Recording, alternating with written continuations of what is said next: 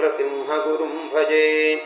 श्रीसच्चिदानन्द शिवाभिनव्य नृसिंह भारत्यभिधान् यतीन्द्रान् विद्यानिधीन् मन्त्रनिधीन् सदात्मनिष्ठान् भजे मानवशम्भुरूपान् सदात्मध्याननिरतम् विषयेभ्यः पराङ्मुखम् नौमि शास्त्रेषु निष्णातम् चन्द्रशेखरभारतीम् विवेकिनम् महाप्रज्ञम् धैर्योदार्यक्षमानिधिम् सदाभिनवपूर्वन्तम् विद्यातीर्थगुरुम् भजे।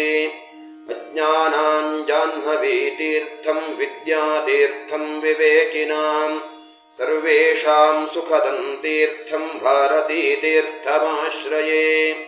विद्याविनयसम्पन्नम् वीतरागम् विवेकिनम् वन्दे वेदान्ततत्त्वज्ञम् विदुशेखरभारतीम्।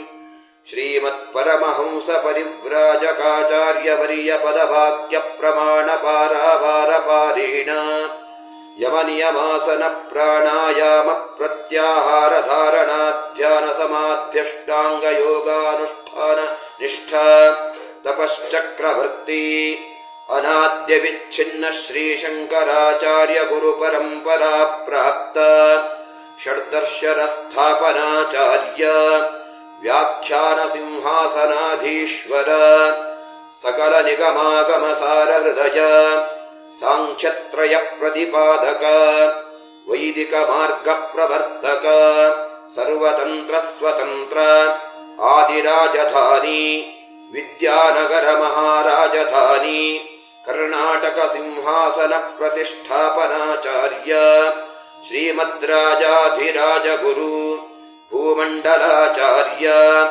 ऋष्यशृङ्गपुरवराधीश्वर तुङ्गभद्रातीरवासी श्रीमद्विद्याशङ्करपादपद्माराधक श्रीमज्जगद्गुरु श्रीमदभिनवविद्यातीर्थमहास्वामि गुरुकरकमलसञ्जात श्रीमज्जगद्गुरु श्रीभारतीतीर्थमहास्वामिनाम् तत्करकमलसञ्जात श्रीमज्जगद्गुरु श्रीविदुशेखरभारती महास्वामिनाम् च चरणारविन्दयोः साष्टाङ्गप्रणामान् समर्पयामः।